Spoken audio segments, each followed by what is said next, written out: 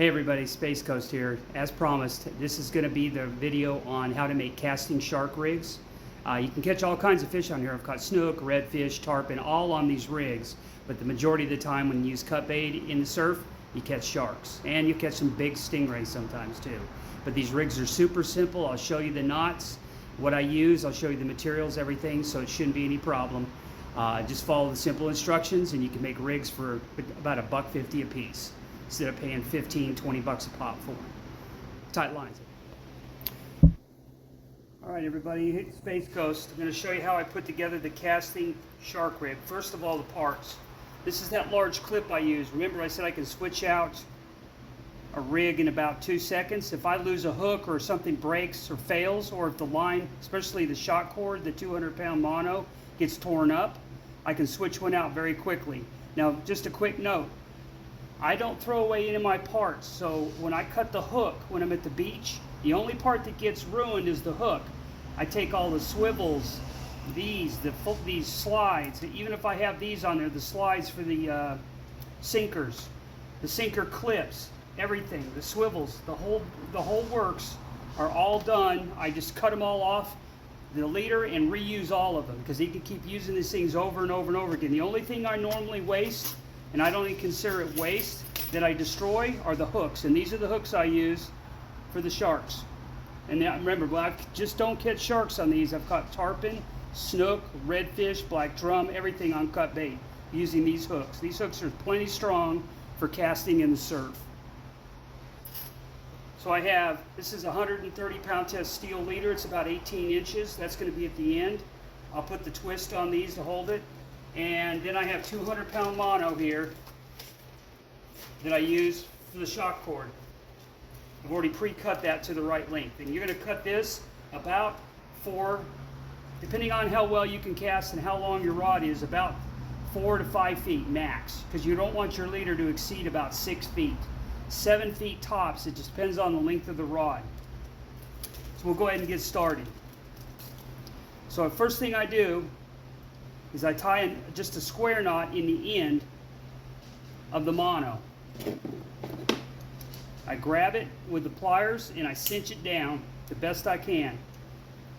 And you think, well, that's not very tight. However, what I do normally, and you're not going to see this part, is I have a vise that I put the line in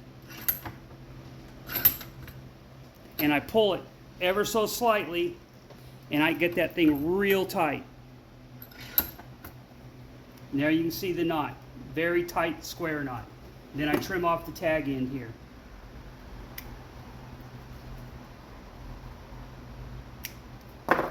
Then I take one of the swivels, and these are, remember, I'm only using 65 to 80-pound braid, so the weakest part of everything on my leader is the line. And usually the weakest point on your line, especially when you're catching sharks, is where you tie knots. Now, if you've spliced in different pieces of line, the weakest point on your line is going to be those knots. So always remember, if your leader exceeds your line capacity, you're going to be fine. It doesn't matter. If you got 200, I know that for FWC, he says you have to use 80 pound. I'm using 200 pound on the mono. All I do is I put the knot through the eye of the swivel, give it a couple twists,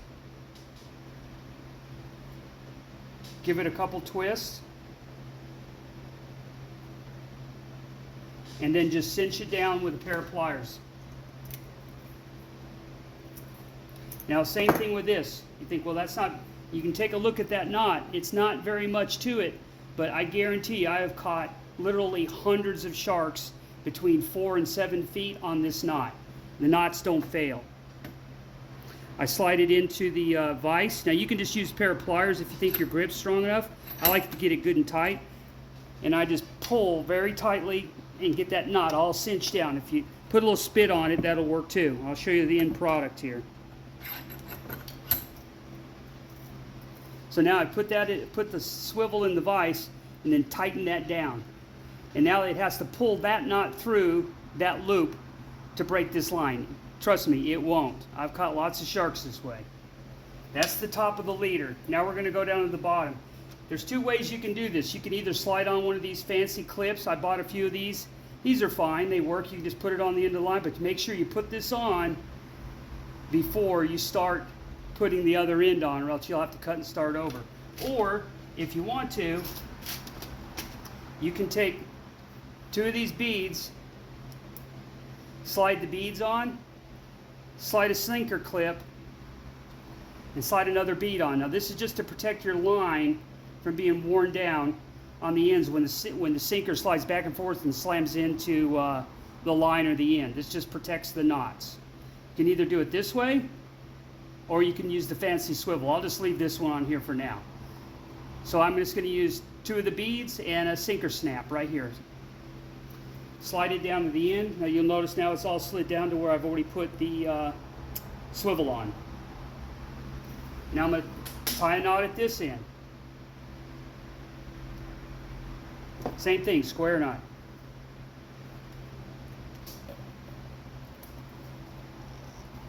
I'm going to tighten it down in the vise. You guys can do whichever way you want. If you think you can get a good enough grip on it, you can tighten it down that way. But I put that in the vise, put a good twist, good pull on it so it's good and tight. You can see that knot's good and tight there. I clip off the tag end, and then take another swivel. Put the knot through the swivel hole. Remember, just a few twists. You don't need to do 20 twists here. Just 2 or 3 twists. Put the knot right through that hole right there. Hold onto the knot with your fingers. You might want to wet it a little bit. And you can just grab the swivel with a pair of pliers. Needle nose works good. Cinch it down pretty well. You'll notice that knot cinched up on that other knot. If you want it really tight, put it in the vise, give it a really good tug, and I guarantee you that knot's not going to come loose. And then this is the end product. Just like that. The knot is clinching on, it's a modified clinch knot. Instead of all that twisting, I do 2 or 3 twists, put that knot through there, cinch it down, and the knot is actually grabbing itself so it can't pull through. Then, for the hook, take a hook, just put it on there, take about 3 inches and bend it around, and then you're going to do a haywire twist. Everybody's seen these. If you're worried about the grip, I don't like handling the wire because sometimes you get poked, but I take the wire and get it on there, get about 1 twist in there, and then I grab it with these needle nose on the flat part just to hold it tight. And then I just twist that thing around about 6 or 8 times. Your normal haywire twist. Just get a good number of twists on there so that thing will just, if it does slip, it'll just slip down towards it. You can see right there, hooks in there, you got a good number of twists in there. Then you just bend the wire till it breaks off like normal, so you don't have any sharp ends. You don't want sharp ends because they'll poke you and your friends and everything else. You want to get those sharp ends off there. It takes about 4 or 5 times.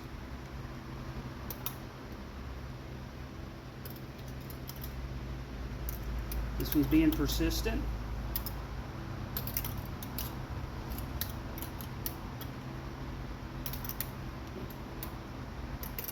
Boy, is he ever being persistent.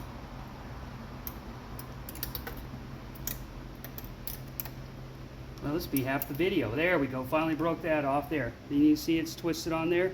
Good number of times.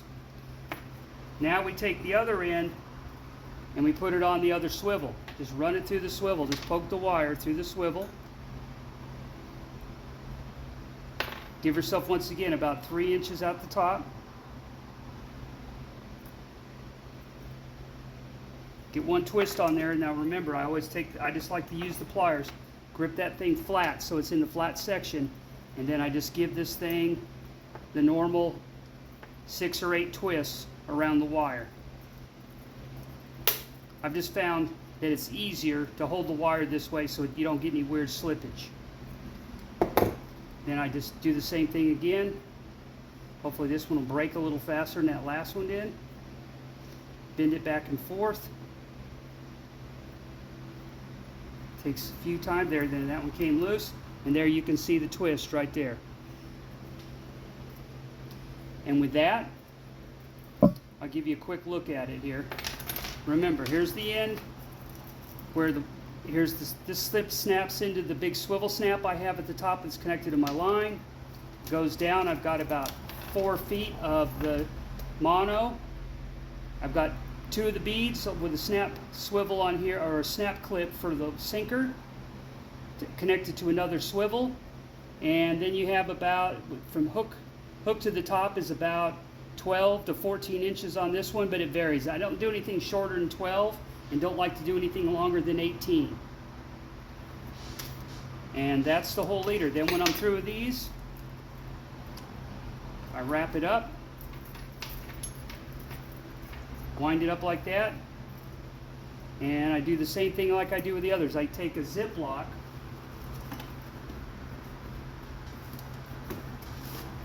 and I can put, just to keep them, because they'll get tangled up if you don't do it, take a Ziploc bag, I put the hook in, I put the leader in there,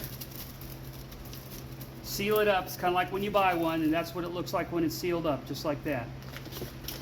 Now very quickly, I'll show you, I keep a reserve of these.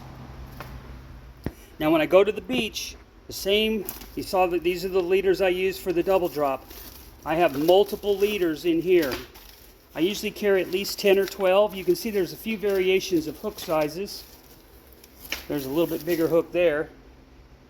But I just throw these in the bag, and like I said, I keep about a dozen of these with me at the beach. So as leaders get destroyed, or the line gets worn, or I cut a hook off, I can very easily grab one, pull it out, straighten it out, clip it into the clip. Remember, I use these big clips. Clip it into the line, put the sinker on there, and I'm ready to roll again. No long tying, no changing it up. And these leaders, the most expensive part on these are a little pricey if you get them, but those, trust me, those beads in that clip are cheap. These run a little bit more. These are like 30 cents a piece. These hooks run about, oh gosh, probably 35 to 50 cents a piece. But remember, I take the bowl cutters and I cut these in half. One half falls out and the other one falls out, and the whole hook just falls out of the shark's corner of his mouth. And I'll try to get a video of that on the next time I go out. But that's how I make a shark leader for fishing, for casting in the surf. If you have any questions, put them in the comments. Alright, I just demonstrated on how I make my casting shark rigs. Pretty simple. You're going to have an initial investment, a little bit of some line, the leader, the hooks, the swivels. You know, most people have beads laying around that they can put on the line. People have sinker clips. But I mean, literally, you can get started. You can buy 25 hooks come in a pack. You can get them from Amazon. You can buy the line from Amazon. You can buy the leader from Amazon. You don't have to buy them from the expensive chains. You can learn to put these things together. I've caught literally hundreds of sharks on these leaders, ranging from anywhere from 3.5 foot to 9 foot on these leaders. And so I know they work. I know people are going to complain that the knot's not strong enough. I've only had one knot failure in the last almost 3 years, and I think that's because the shark's tooth hit the right above the leader and sliced the line. That's what it looked like. But one failure in 3 years, I'll take that. But these leaders are easy to make. They're cheap. Once you get your initial purchase done, you should be able to make your initial 25 leaders for probably 30 bucks, maybe 35 bucks. It's really cheap to buy the wire, the mono, the hooks, everything. Maybe you'll have $30 to $40 in there, and you'll be able to make 25 leaders. But when you're buying them at the store and they're $15 to $25 a piece, and you're using 1 leader for 1 shark, it's bad news. I mean, you're going to spend a lot of money spending on leaders. Remember, I also, when I cut the hooks in half, because that's normally what I do, I cut them with bolt cutters. Hook falls right, 2 pieces fall out of the corner of the shark's mouth. Back the shark goes, he's got a little hole in his mouth. I take the rest of the leader that's left, the swivels, the snaps, everything. I salvage them all, I cut them off the leaders. Sometimes I can actually use the entire shock line again and just put a new wire leader on that and there. But a lot of times there's too much wear and tear on the leader, especially with spinners. They tear that mono up. Cut all the hardware off and can reuse it. I've got swivels and clips and things that I bet you I've recycled through into leaders a half dozen or more times. So you can keep using this stuff over and over again. You don't need to throw it away. Just keep using the same parts. As long as they're not damaged, just keep using them. I know the manufacturers don't like to hear that, but it's a lot of fun to catch these sharks and larger fish, but you don't need to spend a fortune to do it. That's the whole premise of my channel, is that anybody can do it. Be sure you get the permit. Be sure you get the shark permit. Be sure you understand how dangerous sharks are. Understand you can't keep them out of the water very long. You got to get them back. I've landed, like I said, over 300 sharks in the last just shy of 3 years, and I haven't lost a shark yet at the beach. They've all been released and all swam away healthy. If I have to climb in the water with them, I will, but most of them I get back in the water and they swim away with no issue.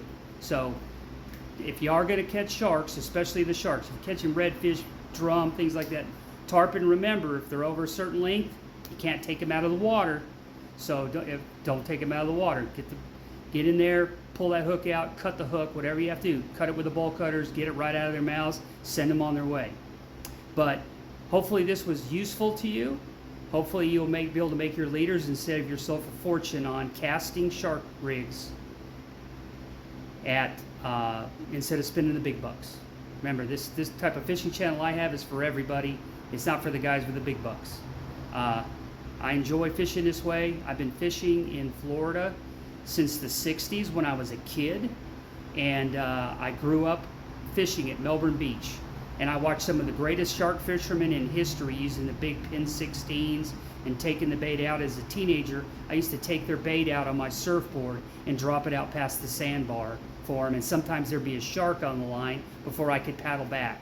And they would pay us $5 to take their baits out past the sandbar at all hours of the night. Sometimes it was during the daylight, but most of the time we were taking it out between 9 and 3 a.m. And that's why I'm not scared of sharks, I guess. But that's a little background story on Space Coast. I've been doing this a while. I've seen a lot of people use all kinds of equipment, and I really enjoy catching sharks on spinning gear. It's a lot of fun. I've fished all over the world. I fished from Iceland to the Amazon, and I've had more fun fishing at the beach, catching large fish, sharks, rays, tarpon, snook, everything right at the beach. It's quite a rush. I hope you enjoyed the video. If you have any questions, be sure you put them in the comments. And if you please like the video, and please subscribe. Tell your friends. We're trying to grow the channel the best we can. The more we can reach, maybe we'll catch more fish for you guys. Tight lines, everybody.